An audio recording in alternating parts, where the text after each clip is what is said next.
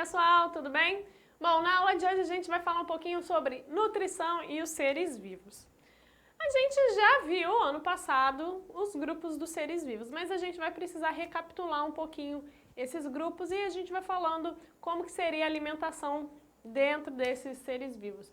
Bom, vocês primeiro aprenderam os grupos como reinos, mas é bom a gente também lembrar uma nova categoria que já foi criada para separar esses seres vivos. Então a gente separa esses seres vivos em 3 domínios, 3 grandes grupos. Que grupos seriam esses? A gente tem os eucárias, a gente tem as bactérias e a gente tem as árqueas. Seriam esses 3 domínios.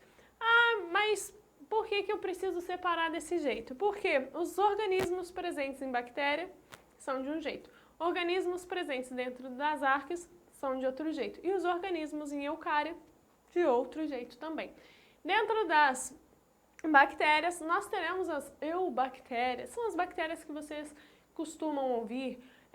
Pneumococo, bacilococo, deixa eu ver o que mais.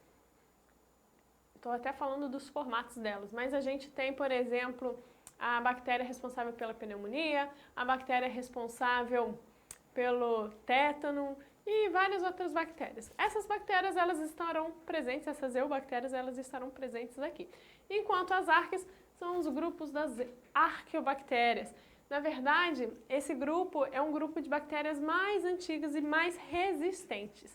Essas bactérias, essas arqueobactérias, elas possuem uma camada que consegue manter esses organismos em situações bem extremas. Então, por isso que eles acabam tendo um grupo separadinho. E dentro das eucárias, nós temos os outros organismos que são eucariontes, ou seja, a célula deles é muito mais complexa do que as células da bactéria e da árquea, que são procariotos. O que a gente tem aqui dentro? A gente tem, então, protista, plantae, fungi e animalia. Lembrando, então, aqui das bactériazinhas, nós temos vários tipos de bactérias. Podemos ter bactérias no formato de bacilo, no formato redondinho de cocos, no formato aqui de vírgulazinha, vibrião. E tá faltando uma que não está desenhada aqui, que seria, deixa eu ver se essa aqui não, seria a espiroqueta, no formato de espirilo. Como que essas bactérias se alimentam? Como são organismos muito pequenininhos, a alimentação, a nutrição desses organismos vai ser através da digestão intracelular. Então, os nutrientes, eles entram dentro da célula e eles acabam sendo absorvidos por ela. Nas bactérias, só temos essa digestão intracelular, a única forma de nutrição.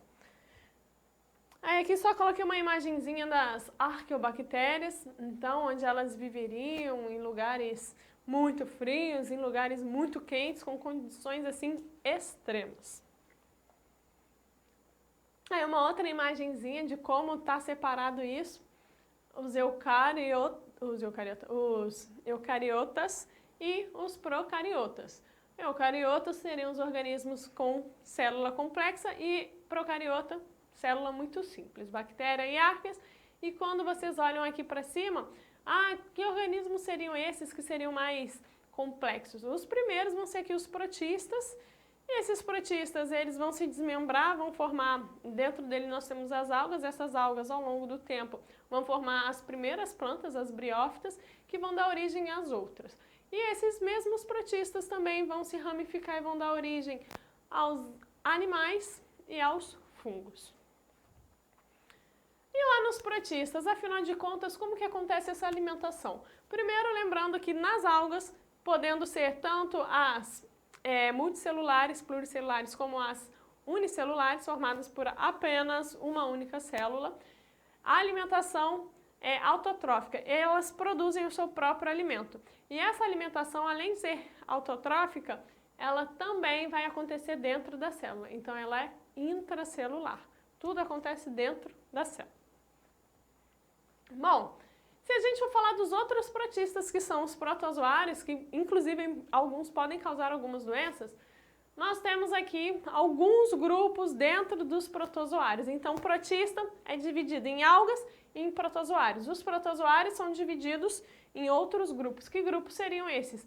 Os ciliados, os flagelados, os rizópodes e os esporozoários, ok? Então, são esses 4 grupos. Exemplo de um ciliado, a gente tem o paramécio. Exemplo de um flagelado, a gente tem o tripanossoma. De um rizópode, a gente tem a ameba. E do esporozoário, a gente vai ter um plasmódio. Todos eles são protozoários e estão classificados de acordo com a sua locomoção. No caso dos ciliados, eles têm aqui um monte de cílios para se locomover. No caso do flagelado, ele tem apenas uma estrutura muito compridinha, alongada, que vai ser o flagelo. As amebas, elas não têm nenhuma estrutura assim visível, mas elas conseguem lançar o próprio corpo, elas moldam o corpo.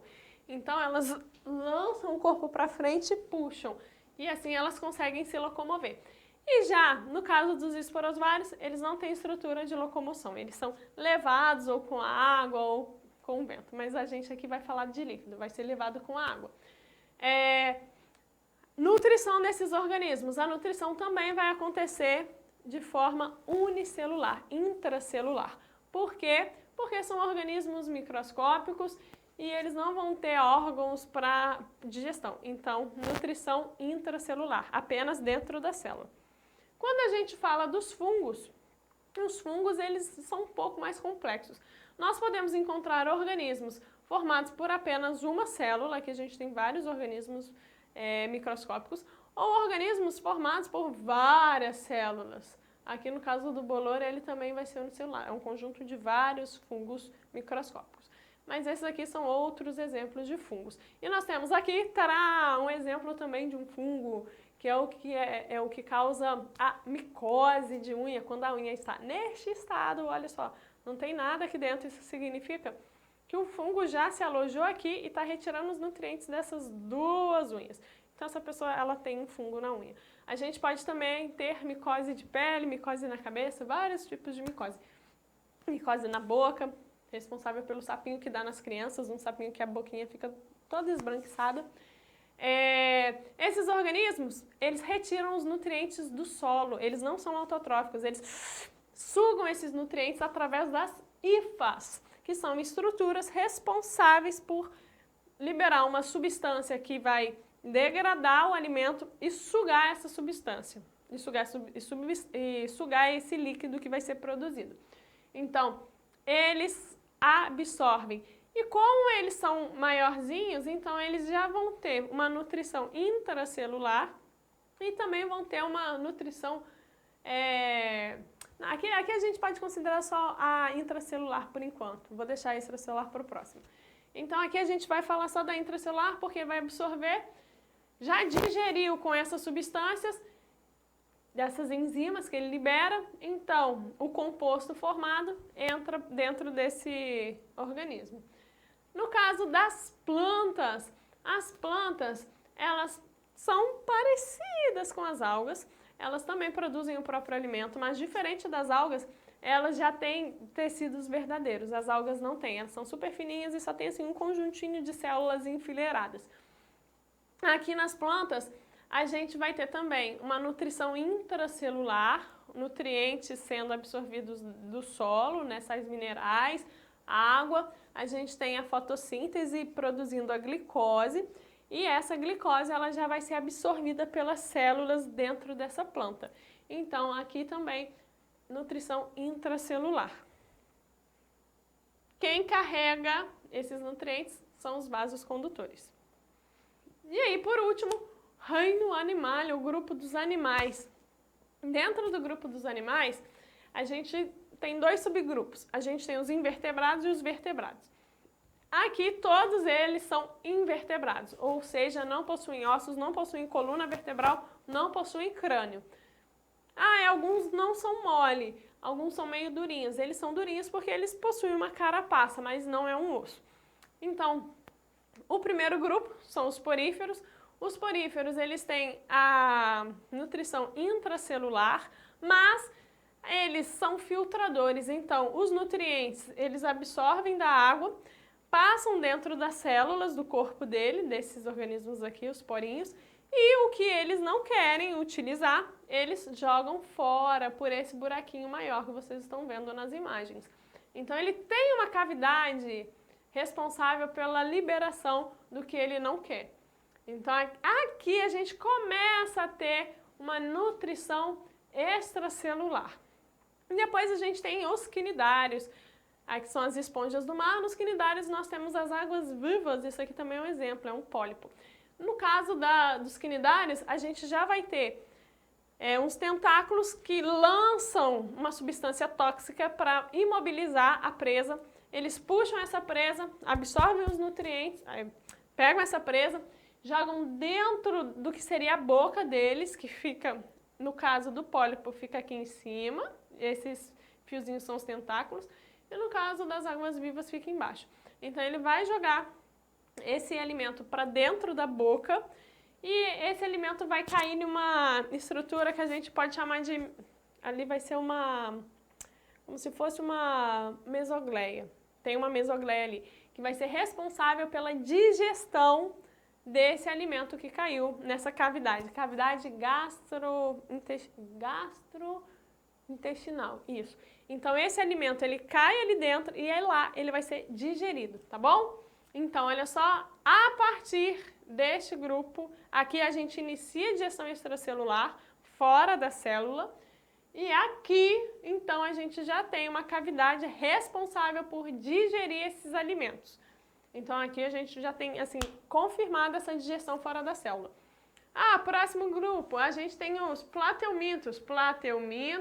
Aqui eu tenho os nemateumintos e aqui eu tenho os anelídeos. Os plateumintos são organismos achatados, eles não têm sistema digestório completo ainda, porque começou a formar aqui, ficou legal aqui, mas aqui a gente já começa a ter enzimas, já começa a ter alguns órgãos mais específicos. Então, aqui a gente também tem tanto digestão intracelular como extracelular. No caso dos anelídeos, dos nemateumintos, são o primeiro grupo que a gente vai ter esse sistema digestório completo. Tem boca e tem ânus. O alimento entra, ele é digerido e ele sai. Então, aqui nesse organismo, a gente tem intracelular e extracelular, agora com um ok, assim, de que está perfeito. Exemplo, aqui a gente tem vermes do mar. Exemplo de nemateuminto, a gente tem as lombrigas, os parasitas. E aqui as anelídeos seriam as minhocas, elas têm um corpo cilíndrico cheio de anéis. Aqui tem um corpo cilíndrico, mas não tem anel e é afiladinho nas pontas. Além das minhocas, nós temos sanguessugas e tem os poliquetas, que vivem principalmente em regiões marinhas. A partir, gente, desse grupo aqui, todos vão ser digestão intracelular e extracelular. Então, também sistema digestório completo. É legal a gente observar que existe aqui uma regiãozinha que a gente vai chamar de clitelo. Essa região ela é responsável pela reprodução dessa minhoca. Então, esse clitelo encaixa com o clitelo de uma outra minhoca e as duas se autofecundam. Então, as duas depois vão produzir filhotinhos, várias minhoquinhas. Nós temos também os artrópodes, está faltando os moluscos. Não apareceu uma imagem dos moluscos. Tá aqui. Nós temos os moluscos. Os moluscos, eles têm o corpo mole, na maioria das vezes tem concha. Exemplo, caracol, caramujo, o polvo, ele não tem concha, mas o grupo dele já teve, o náutilo é do grupo do polvo, a lula é do grupo do polvo e ela já tem uma concha bem pequenininha. Todos eles têm o corpo mole. A gente tem 3 grupos aqui, os que têm concha, esse formatinho de concha, são os gastrópodes, os que têm 2 conchinhas vão ser chamados de bivalves, e os que podem ter ou não ter uma concha, mas têm vários tentáculos, são chamados de cefalópodes. A alimentação, no caso dos gastrópodes, acontece pela rádula, que é uma língua raspadora. Ela passa raspando e retirando o alimento, principalmente de folhas. E esse alimento entra pela boca e vai lá para o sistema digestório dele. Os cefalópodes, os polvos, por exemplo, eles com os tentáculos, eles conseguem pegar o alimento e depois eles levam esse alimento para a boca. Enquanto os bivalves, que possuem 2 conchas, eles possuem 2 canudinhos. um canudinho é mais alto e o outro canudinho mais baixo. Quando eles querem absorver os nutrientes do ambiente, eles puxam pelo canudinho mais alto. Os nutrientes entram nele e o que vai ser jogado fora sai pelo canudinho mais baixo. Então, os bivalves, eles são filtradores. E dentro dos artrópodes nós vamos ter vários organismos. Nós temos os insetos que possuem asas, 3 pares de patas, cefalotórax, cabeça, tórax e abdômen. A gente tem os crustáceos que possuem até 10 pares de patas. Eles têm uma carapaça mais grossinha, de cálcio. Deixa eu ver o que mais que a gente tem. A maioria deles tem brânquias. Exemplo de inseto, abelha, borboleta, formiga, porque em algum momento ela já teve asa, libélula, gafanhoto. Exemplo de crustáceo, siri, caranguejo, lagosta, baratinha do mar. A gente tem também os aracnídeos. Os aracnídeos, eles têm sempre 4 pares de pata e não têm antenas. Desculpa, eles têm 4 pares de patas e não têm antenas. E eles têm cabeça e cefalotórax. Exemplo de aracnídeo, aranha, escorpião e carrapato. E, por último, a gente tem também os que a gente vai dividir, são os miriápodes. A gente vai dividir eles em quilópodes e diplópodes. São organismos que têm o corpo alongado, mas todos eles têm essa carapaça. Todos os artrópodes, eles possuem exoesqueleto de quitina. Esse corpinho alongado, o que vai separar eles vai ser o formato das patinhas. Se é um par de patas por segmento super largas, ou se vai ser 2 pares de pata por segmento bem debaixo do corpo deles. Isso que vai separar esses 2 grupos aqui. Eles também têm presença de antenas. Esse aqui é a lacraia. Ela é perigosa. Esse aqui é o gongolo. Ele não é perigoso, ele não causa nenhum dano. Ele, para se proteger, diferente da lacraia que ataca, o gongolo, ele se enrola todinho para não ficar com nenhuma parte do corpo exposta e libera uma substância que dá um cheirinho forte. Como que esses organismos se alimentam? Todos eles vão ter um apêndice, um aparelho bucal. E esse aparelho bucal, ele vai ser alimentado com a ajuda dos apêndices, das patinhas. As patinhas levam esse alimento e manuseiam esse alimento para a boca deles. Por último, dentro dos invertebrados, nós temos os equinodermos. Eles têm uma carapaça super grossa de calcário e cálcio. Essa carapaça é o que vai permitir que esses organismos eles não se deteriorem com tanta facilidade. E aqui dentro a gente tem todos aqueles organismos que tem no nome do mar, por exemplo, estrela do mar, lírio do mar, serpente do mar, pepino do mar, ouriço do mar, bolacha do mar. Todos eles são equinodermos. E eles possuem pés ambulacrais, que são pés que enchem de água, são umas estruturinhas que enchem de água e soltam essa água para se locomover. Não parece, mas todos eles têm uma boquinha. Tem uma boquinha aqui do lado de baixo, do lado de baixo, do lado de baixo, todos eles têm uma boquinha. No caso da estrela do mar, ela ainda consegue jogar a língua dela para fora e entrar dentro da concha dos moluscos e digerir ali mesmo o molusco. Aí o molusco começa a morrer, ela consegue abrir essa concha e se alimenta dele. Último slide. Fechando a nossa aula de hoje, ainda no reino animal nós vamos ter os vertebrados. Os vertebrados, eles são também separados em grupos. Nós temos, os primeiros são os peixes são separados em 2 grupos. Nós temos peixes com ossos, que são os osteíctes, ou peixes ósseos, e nós temos os peixes cartilaginosos, ou condrictes. Dentro de peixes cartilaginosos estão as raias e os tubarões. Todos os outros, salmão, linguado, namorado, peixe palhaço, cavalo marinho, peixe-espada, todos eles têm ossos. A alimentação, eles retiram os nutrientes da água. Alguns deles retiram restos de nutrientes presentes ali na água, de animais que já morreram. Outros são predadores, então eles atacam e destroem a presa mesmo, assim que eles se alimentam. Aqui, a partir desse grupo, a gente já tem presença de dentes para auxiliar nessa destruição dos organismos. Bom, a gente tem os anfíbios. Os anfíbios, claro, Existem características específicas que vão separar os peixes dos anfíbios, dos répteis, dos mamíferos e das aves.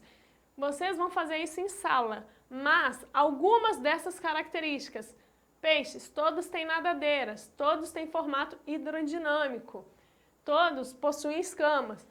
Anfíbios, todos possuem pele fina, são pele fina muito lubrificada. Répteis, pele grossa, presença de ovo com casca. Mamíferos, todos vão ter mamas, que auxiliam na alimentação do filhote. Todos têm pelos, todos possuem pelos. Até a baleia tem pelo. No caso das aves, todos vão ter pena, todos têm bico, todos têm garra, entre outras coisas. Então, aqui, a alimentação desses organismos. Anfíbios, a gente tem os sapos, que são os anuros, a gente tem os ápodes, que é a cecília ou cobra cega, e a gente tem a salamandra, que são os urudelos. Isso. Então, a alimentação deles, todos fazem alimentação intracelular e extracelular. A partir aqui dos peixes, todos eles possuem órgãos super bem definidos. A gente tem boca com dente, com língua, a gente tem estômago, a gente tem intestino, todos eles vão possuir tudo isso, ok? E aí a gente tem aqui os répteis, também separados em 3 grupos: o grupo dos crocodilianos, que são os jacarés e crocodilos, o grupo dos testudines, ou quelônios, que seriam os que possuem essa carapaça, tartaruga, jabuti e cágado, e o grupo das serpentes e dos lagartos, que possuem algumas escamas mais grossas pelo corpo. Aí, dentro de mamíferos, nós temos vários mamíferos. Nós temos os mamíferos que põem ovos, nós temos os mamíferos que possuem um marsúpio, onde o filhote se desenvolve, e nós temos os outros mamíferos, que são os placentários, que o bebê se desenvolve dentro da barriga da mãe e retira os nutrientes através do cordão umbilical. Nesse caso esqueci o nome dele, que eu falei agora. No caso do ornitorrinco, ele tem um ovo, então o ovo nutre esse filhote. No caso do marsúpio, parte desse bebê, ele é desenvolvido dentro do corpo da mãe, mas quando ele é ainda um embrião, ele sai, vai para a bolsa, onde ele termina o desenvolvimento e já está mamando, que na bolsa existem as tetas desse organismo, para ele ir retirando os nutrientes. E no caso das aves, existem vários tipos de aves, elas também vão retirar, os bebês também vão retirar, os filhotes, os nutrientes dos ovos. E a gente vai falar desses ovos, das estruturas desse ovo e os nutrientes na próxima aula, tá bom? Beijo, gente, tchau!